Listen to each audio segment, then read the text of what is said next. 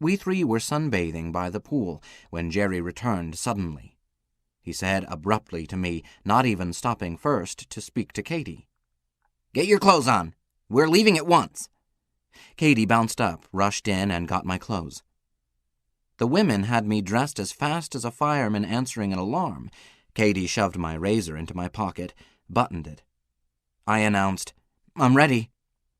"Where's his manuscript?" Again, Katie rushed in, out again fast. "Here." In that brief time, Jerry had grown 12 feet tall and changed. He was still Jerry, but I now knew why Lucifer was known as the most beautiful of all the angels. "So long," he said. "Rahab, I'll call you if I can."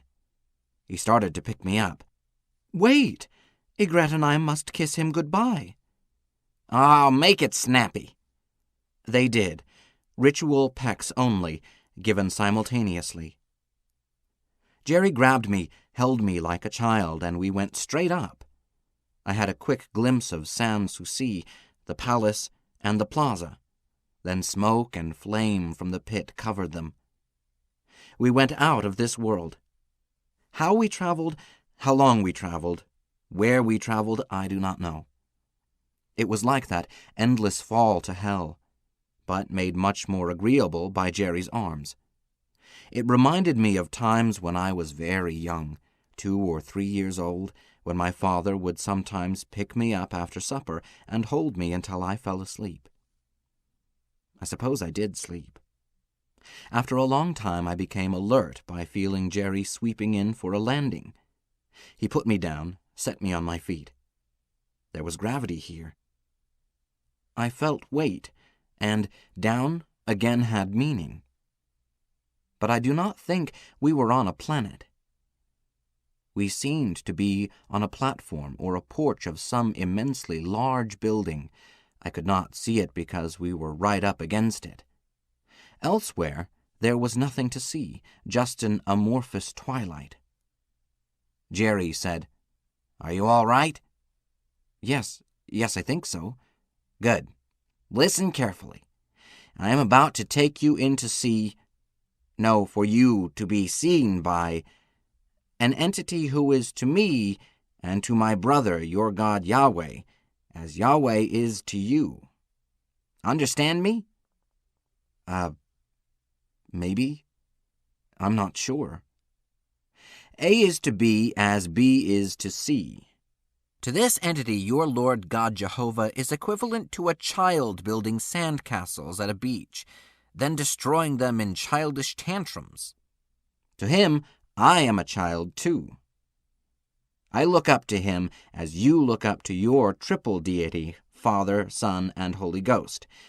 I don't worship this entity as God. He does not demand, does not expect, and does not want that sort of bootlicking. Yahweh may be the only God who ever thought up that curious vice. At least, I do not know of another planet or place in any universe where God worship is practiced, but I am young and not much traveled. Jerry was watching me closely. He appeared to be troubled. "Alec, maybe this analogy will explain it. When you were growing up, did you ever have to take a pet to a veterinarian?" "Yes. I didn't like it because they always hated it so." "I don't like it either." "Very well. You know what it is to take a sick or damaged animal to the vet. Then you had to wait while the doctor decided whether or not your pet could be made well, or whether the kind and gentle thing to do was to put the little creature out of its misery. Is this not true?" "Yes." "Jerry, you're telling me that things are dicey, uncertain." "Utterly uncertain. No precedent. A human being has never been taken to this level before. I don't know what he will do." "Okay. You told me before that there would be a risk." "Yes. You are in great danger. And so am I, although I think your danger is much greater than mine. But, Alec, I can assure you of this. If it decides to extinguish you, you will never know it. It is not a sadistic God. It. Is it it or he? Use he. If it embodies, it will probably use a human appearance. If so, you can address him as Mr. Chairman or Mr. Koschei. Treat him as you would a man much older than you are and one whom you respect highly. Don't bow down or offer worship. Just stand your ground and tell the truth. If you die, die with dignity. The guard who stopped us at the door was not human, until I looked again, and then he was human. And that characterizes the uncertainty of everything I saw at the place Jerry referred to as the branch office. The guard said to me, "Strip down, please. Leave your clothes with me. You can pick them up later. What is that metal object?" I explained that it was just a safety razor. "And what is it for?" "It's a knife for cutting hair off the face." "You grow hair on your face?" I tried to explain shaving. "If you don't want hair there, why do you grow it there? Is it a material of economic congress?" "Jerry, I think I'm out of my depth. I'll handle it." I suppose he then talked to the guard, but I didn't hear anything. Jerry said to me, "Leave your razor with your clothes. He thinks you are crazy, but he thinks I am crazy too. It doesn't matter." Mr. Koschei may be an it, but to me, he looked like a twin brother of Dr. Simmons, the vet back home in Kansas, to whom I used to take cats and dogs, and once a turtle, the procession of small animals who shared my childhood. And the chairman's office looked exactly like Dr. Simmons's office, even to the roll-top desk the doctor must have inherited from his grandfather. There was a well-remembered Seth Thomas 8-day clock on a little shelf over the doctor's desk. I realized, being cold sober and rested, that this was not Dr. Simmons, and that the semblance was intentional but not intended to deceive. The chairman, whatever he or it or she may be, had reached into my mind with some sort of hypnosis to create an ambiance in which I could relax. Dr. Simmons used to pet an animal and talk to it before he got down to the uncomfortable, unfamiliar, and often painful things that he had to do to that animal. It had worked. It worked with me too. I knew that Mr. Koschei was not the old veterinary surgeon of my childhood. But this simulacrum brought out in me the same feeling of trust. Mr. Koschei looked up as we came in. He nodded to Jerry, glanced at me. "Sit down." We sat down. Mr. Koschei turned back to his desk. My manuscript was on it. He picked it up, jogged the sheets straight, put them down. "How are things in your own bailiwick, Lucifer? Any problems?" "No, sir. Oh, the usual gripes about the air conditioning. Nothing I can't handle." "Do you want to rule Earth this millennium?" "Hasn't my brother claimed it?" "Yahweh has claimed it, yes. He has pronounced time stop and torn it down, but I am not bound to let him rebuild. Do you want it? Answer me." "Sir, I would much rather start with all new materials." "All your guild prefer to start fresh, with no thought of the expense, of course. I could assign you to the Glaroon for a few cycles. How say you?" Jerry was slow in answering. "I must leave it to the chairman's judgment." "You are quite right, you must. So we will discuss it later. Why have you interested yourself in this creature of your brother's?" I must have dropped off to sleep, for I saw puppies and kittens playing in a courtyard, and there was nothing of that sort there. I heard Jerry saying, "Mr. Chairman, almost everything about a human creature is ridiculous, except its ability to suffer bravely and die gallantly for whatever it loves and believes in. The validity of that belief, the appropriateness of that love is irrelevant. It is the bravery and the gallantry that count. These are uniquely human qualities, independent of mankind's creator, who has none of them himself, as I know, since he is my brother. And I lack them too. You ask, why this animal, and why me?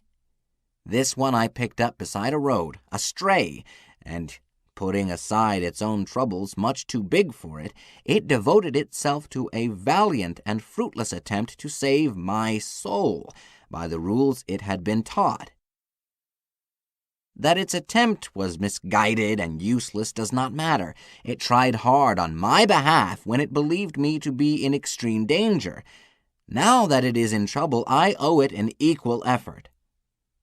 Mr. Koschei pushed his spectacles down his nose and looked over them. "You offer no reason why I should interfere with local authority." "Sir, is there not a guild rule requiring artists to be kind in their treatment of their volitionals?" "No." Jerry looked daunted. "Sir, I must have misunderstood my training." "Yes, I think you have. There is an artistic principle, not a rule, that volitionals should be treated consistently, but to insist on kindness would be to eliminate that degree of freedom for which volition in creatures was invented. Without the possibility of tragedy, the volitionals might as well be golems." "Sir, I think I understand that. But would the chairman please amplify the artistic principle of consistent treatment?" "Nothing complex about it, Lucifer. For a creature to act out its own minor art, the rules under which it acts must be either known to it or be such that the rules can become known through trial and error, with error not always fatal. In short, the creature must be able to learn and to benefit by its experience." "Sir, that is exactly my complaint about my brother. See that record before you? Yahweh baited a trap, and thereby lured this creature into a contest that it could not win, then declared the game over and took the prize from it. And although this is an extreme case, a destruction test, this nevertheless is typical of his treatment of all his volitionals. Games so rigged that his creatures cannot win. For 6 millennia, I got his losers, and many of them arrived in hell catatonic with fear of me, fear of an eternity of torture. They can't believe they've been lied to. My therapists have to work hard to reorient the poor slobs. It's not funny." Mr. Koschei did not appear to listen. He leaned back in his old wooden swivel chair, making it creak.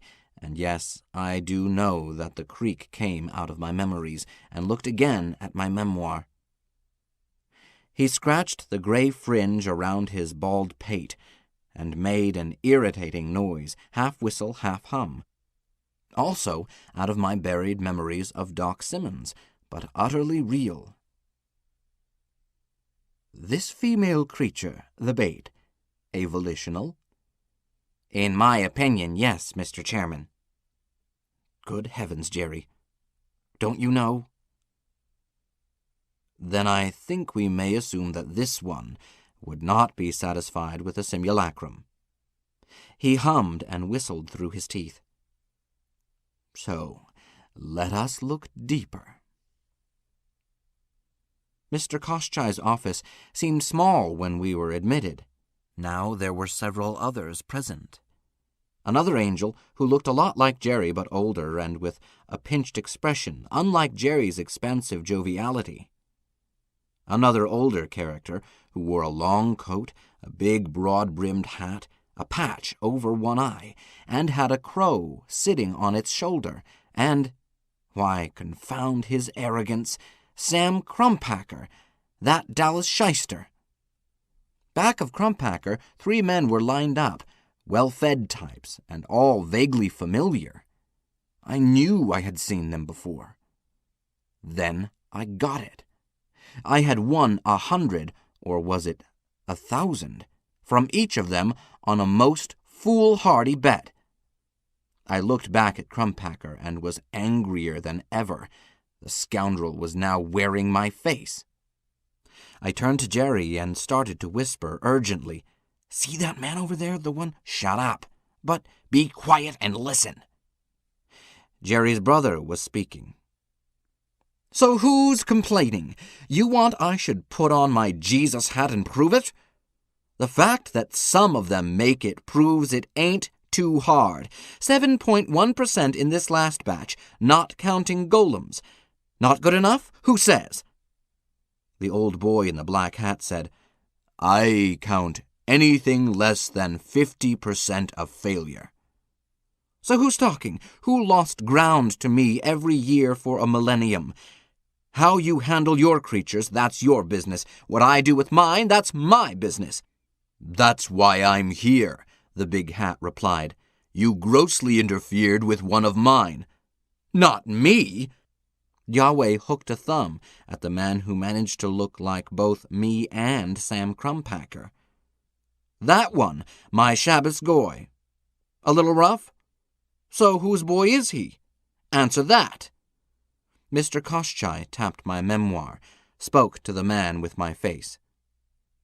"Loki, how many places do you figure in this story?" "Depends on how you figure it, Chief. 8 or 9 places if you count the walk-ons. All through it when you consider that I spent 4 solid weeks softening up this foxy schoolteacher so that she would roll over and pant when Joe Nebbish came along." Jerry had a big fist around my upper left arm. "Keep quiet," Loki went on. "And Yahweh didn't pay up." "So why should I? Who won?" "You cheated. I had your champion, your prize bigot, ready to crack when you pulled Judgment Day early. There he sits. Ask him. Ask him if he still swears by you. Or at you. Ask him. Then pay up. I have munition bills to meet." Mr. Koschei stated, "I declare this discussion out of order. This office is not a collection agency. Yahweh, the principal complaint against you seems to be that you are not consistent in your rules for your creatures." "Should I kiss them? For omelets, you break eggs." "Speak to the case in point. You ran a destruction test. Whether it was artistically necessary is moot. But at the end of the test, you took one to heaven, left the other behind, and thereby punished both of them. Why?" "One rule for all. She didn't make it."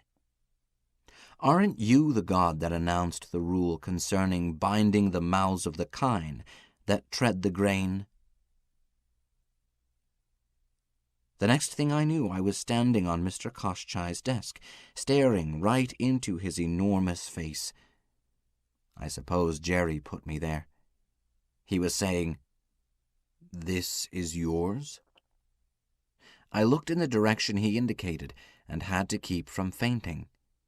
Margreta cold and dead and encased in a coffin-shaped cake of ice. It occupied much of the desktop and was beginning to melt into it. I tried to throw myself onto it, found I could not move. "I think that answers me," Mr. Koschei went on. "Odin, what is its destiny?" "She died fighting at Ragnarok. She has earned a cycle in Valhalla." "Listen to him," Loki sneered. "Ragnarok is not over, and this time I'm winning. This Pidgey is mine.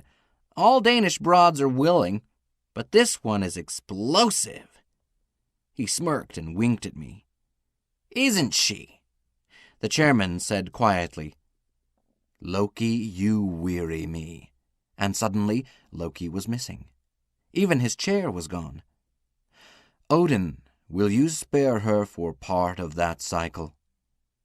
For how long? She has earned the right to Valhalla. An indeterminate time. This creature had stated its willingness to wash dishes forever in order to take care of her. One may doubt that it realizes just how long a period forever is, yet its story does show earnestness of purpose. Mr. Chairman, my warriors, male and female, dead in honorable combat, are my equals, not my slaves. I am proud to be first among such equals. I raise no objections. If she consents. My heart soared. Then Jerry, from clear across the room, whispered into my ear, "Don't get your hopes up. To her it may be as long as 1,000 years. Women do forget." The chairman was saying, "The web patterns are still intact, are they not?" Yahweh answered, "So who destroys file copies?" "Regenerate as necessary." "And who is paying for this?" "You are. A fine to teach you to pay attention to consistency."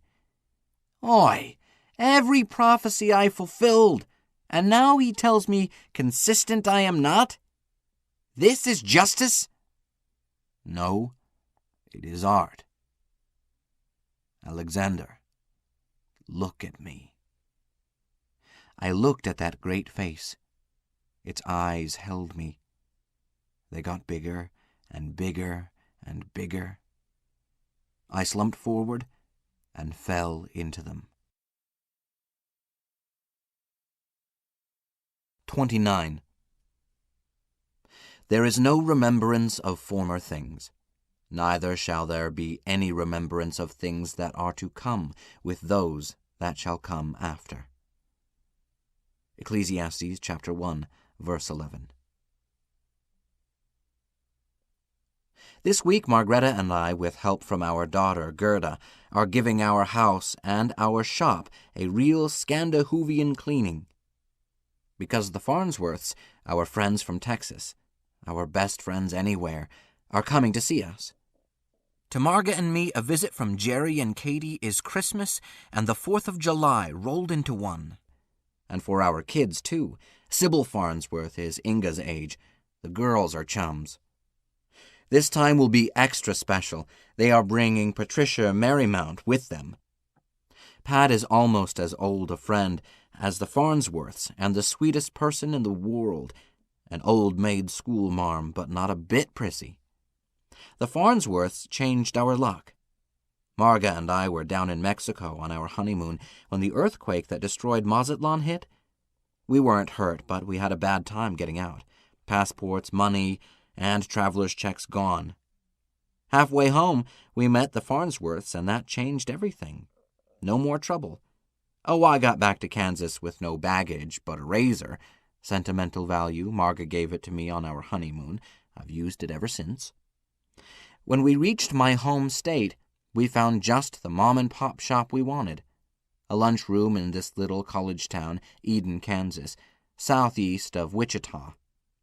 The shop was owned by Mr. and Mrs. A.S. Modius. They wanted to retire.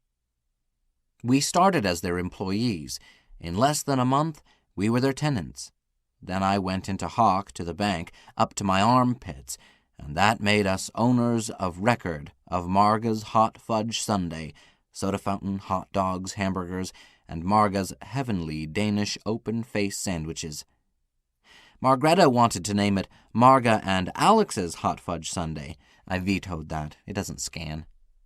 Besides, she is the one who meets the public. She's our best advertising. I work back where I'm not seen. Dishwasher, janitor, porter, you name it. Margreta handles the front, with help from Astrid. And from me, all of us can cook or concoct anything on our menu, even the open-faced sandwiches. However, with the latter, we follow Marga's color photographs and lists of ingredients. In fairness to our customers, Only Margaretta is allowed to be creative. Our namesake item, the hot fudge sundae, is ready at all times, and I have kept the price at 10 cents, although that allows only a 1.5-cent gross profit. Any customer having a birthday gets one free, along with our singing happy birthday, with loud banging on a drum and a kiss. College boys appreciate kissing Margaretta more than they do the free sundae. Understandable. But Pop Graham doesn't do too badly with the co-eds either. I don't force kisses on a birthday girl. Our shop was a success from day one. The location is good, facing Elm Street Gate and Old Main. Plentiful trade was guaranteed by low prices and Margaretta's magic touch with food, and her beauty and her sweet personality. We aren't selling calories, we're selling happiness. She piles a lavish serving of happiness on each plate. She has it to spare. With me to watch the pennies, our team could not lose, and I do watch pennies. If the cost of ingredients ever kills that narrow margin on a hot fudge sundae, the price goes up. Mr. Belial, president of our bank, says that the country is in a long, steady period of gentle prosperity. I hope he is right. Meanwhile, I watch the gross profit. The town is enjoying a real estate boom caused by the Farnsworths, plus the change in climate.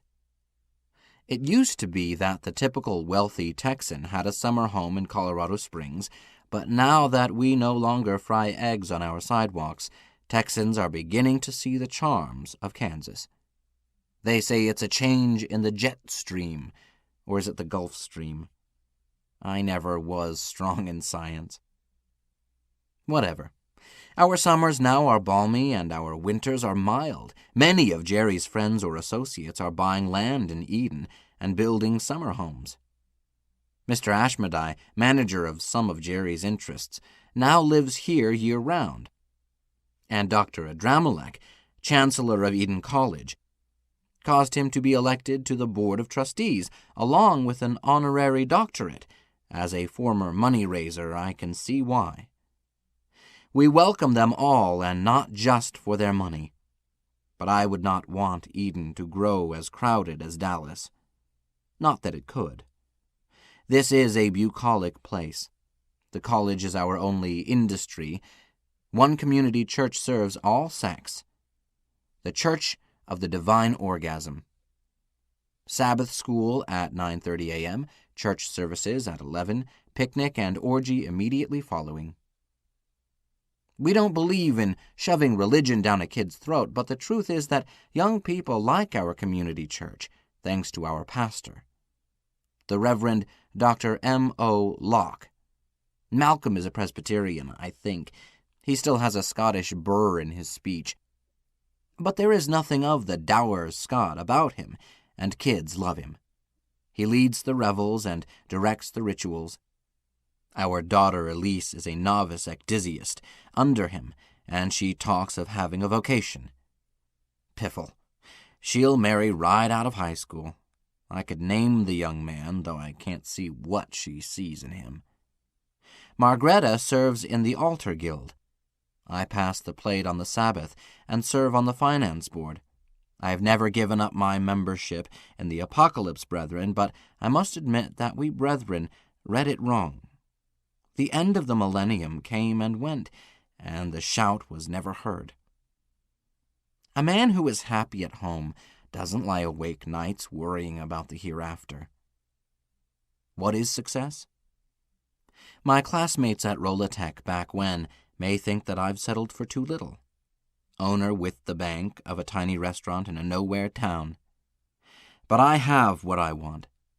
I would not want to be a saint in heaven if Margaretta was not with me.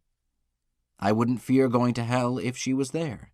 Not that I believe in hell, or ever stood a chance of being a saint in heaven. Samuel Clemens put it, "Where she was, there was Eden." Omar phrased it, "Thou beside me in the wilderness, ah, wilderness were paradise enow." Browning termed it summum bonum. All were asserting the same great truth, which is for me, heaven is where Margreta is.